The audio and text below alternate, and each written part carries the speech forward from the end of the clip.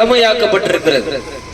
இந்த 5 நேர தொழுகை ஆரம்பத்தில் அல்லாஹ் ரப்புல் ஆலமீன் நபிகள் நாயகம் ஸல்லல்லாஹு அலைஹி வஸல்லம் அவர்களுக்கு 50 நேர தொழுகையாக கடமையாக்கினார். மூசா அலைஹிஸ்ஸலாத்து வஸலாம் அவர்கள் சொன்னார்கள், உங்களுடைய சமூகத்தார் இதற்கு சக்தி பெற மாட்டார்கள், அல்லாஹ்விடத்திலே குறைத்து விட்டு வாருங்கள் என்று சொன்னார்கள். முதலிலே ஒரு முறை சென்றார்கள், அல்லாஹ் ரப்புல் ஆலமீன் தொழுகையை குறைத்தான். மீண்டும் மூசா நபி அவர் சொன்னார்கள், உங்களுடைய சமூகம் சக்தி பெற மாட்டார்கள் என்று. மீண்டும் அல்லாஹ்விடத்திலே சென்றார்கள், அல்லாஹ் மீண்டும் ஒரு முறை தொழுகையை குறைத்தான். மீண்டும் மூசா நபி அவர்கள் சொன்னார்கள், உங்களுடைய சமூக மக்கள் இதற்கு சக்தி பெற மாட்டார்கள் என்று. அல்லாஹ்விடத்தில் அல்லாஹ்வுடைய ரசூல் அவர்கள் சென்றார்கள்.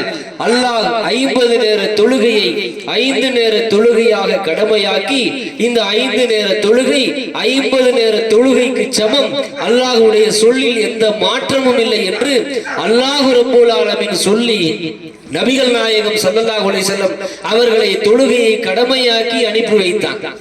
அப்போது மூசா அலைஹிஸ்ஸலாத்து வஸலாம் அவர்கள் சொன்னார்கள், உங்களுடைய சமூகம் 5 நேர தொழுகையை தொழுவதற்கு சக்தி பெற மாட்டார்கள், அல்லாஹ்விடத்திலே குறைத்து விட்டு வாருங்கள் என்று சொன்னார். நபிகள் பெருமானார் ஸல்லல்லாஹு அலைஹி வஸல்லம் அவர்கள் சொன்னார்கள், இதைவிட என்னுடைய இறைவனிடத்திலே நான் குறைத்து கேட்பதற்கு வெட்கப்படுகிறேன் அப்படின்னாங்க. 50 நேர தொழுகை அல்லாஹ் ரப்புல் ஆலமீன் நம் மீது கடமையாக்கி இருந்தால், நாம் நாள் முழுத அல்லாஹ்வுக்காக தக்பீர் கட்டி சஜிதாவிலே விழுந்தவர்களாக, ருக்கு சுஜூதிலே கிடக்குபவர்களாக இருந்து கொண்டிருப்போம். அல்லாஹ் அவனுடைய அருளை பொழிந்து 50ஐ 5க்கு சமமாக ஆக்கி 5 நேர தொழுகையை கடமையாக்கி இருக்கிறான். அந்த 5 நேர தொழுகையை தொழுவதற்கு இந்த சமுதாயத்தில் பெரும்பான்மையினோர் அலட்சியமாக இருக்கிற காட்சியை பார்க்கிறோம். அல்லாஹ் ரப்பல் ஆலமீன் நம்மை படைத்த நோக்கமே அதுதான். வமா ஹலகத்துல் ஜின்ன வல் இல்லா இன்ஸா லியஅபுதூன், ஜின்களையும் மனிதர்களையும் என்னை வணங்குவதற்காகவே அன்றி வேறு எதற்காகவும் படைக்கவில்லை என்று ரப்பல் ஆலமீன் சொல்லுகிறான். அவன் நம்மை படைத்தது அவனை வணங்குவதற்காகத்தான்.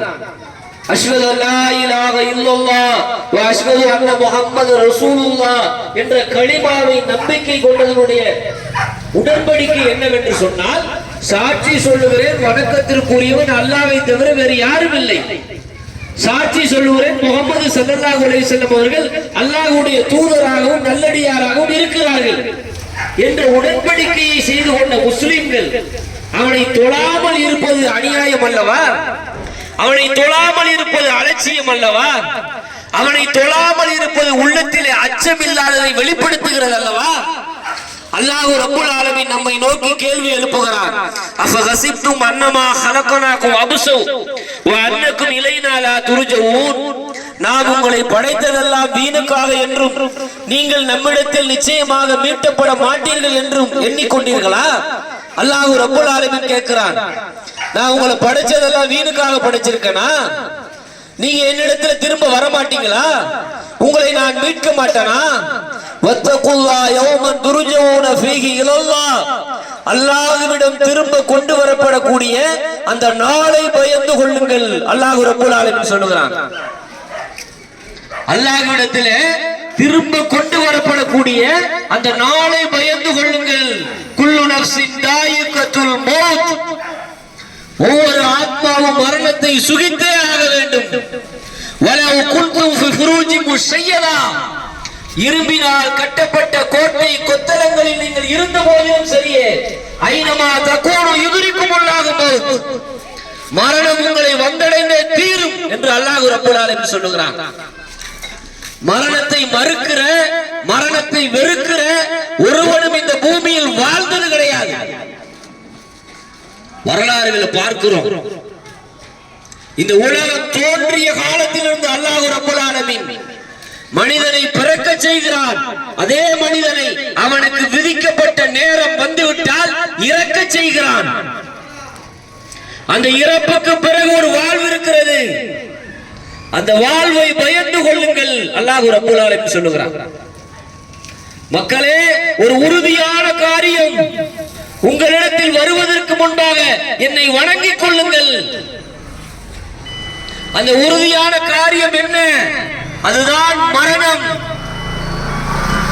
மரணத்தை யாராலும் மறுக்க முடியாது. அதான் அல்லாஹ் ரப்பல் ஆலமீன் வகீமு ஸலா தொழுகையை நிலைநிறுத்துங்கள், வாத்து ஸகா தொழுகை ஜக்காத்தை கொடுத்து விடுங்கள் அல்லாஹ் ரப்பல் ஆலமீன் சொல்லுகிறார். சமுதாயத்தில் பெரும்பான்மையான முஸ்லிம்கள் இன்றைக்கு அப்படி பார்க்க முடிகிறதா? 5 நேரம் ஒருவன் தொழுது விட்டால் அவன் பெருமிதமாக பேசுகிற அளவுக்கு அந்த இபாதத் இருக்கிறது. நான் இன்னைக்கு 5 நேரம் தொழுதுட்டேன், 5 நேரம் தொழுதுட்டேன் அவனே ஆச்சரியப்பட்டுக்கிறான். 5 நேர கடமையான தொழுகையை தொழ வேண்டும், முன் சுன்னத்து பின் சுன்னத்து தொழ வேண்டும், நஃபிலான உபரியான வணக்கங்கள் செய்ய வேண்டும், தான தர்மங்கள் செய்ய வேண்டும், அல்லாஹ்வுடைய பாதையில் ஜக்காத்தை வாரி வழங்க வேண்டும், ஏழைகளை அரவணைக்க வேண்டும், பசித்தவருக்கு உணவளிக்க வேண்டும், வறியவருக்கு உதவி செய்ய வேண்டும், பாதிக்கப்பட்டவருக்கு துணையாக நிற்க வேண்டும்.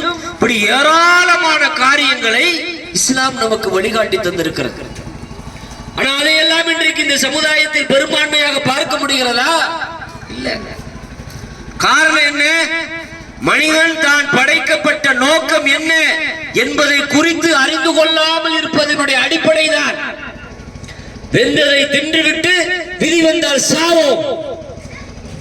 இதான் பெரும்பான்மையான முஸ்லிம் சமுதாயத்தினுடைய போக்குகளை பார்க்கிறோம். அன்னைக்கு மாதிரி வாழ முடியுமா? சகாபாக்கள் எப்படியெல்லாம் இந்த இஸ்லாத்தை வளர்ப்பதற்காக தியாகம் செய்தார்கள் சிந்திச்சு பார்த்திருக்கிறோமா? வரலாறுகளை படித்து அறிந்திருக்கிறோமா? நாங்கள் எல்லாம் முஸ்லிம்கள் என்று பெருமிதமாக சொல்லிக் கொள்ளுகிறோமே, அதற்கு அடிப்படை காரணம் என்ன? நம்ம அப்பன் பாட்டன்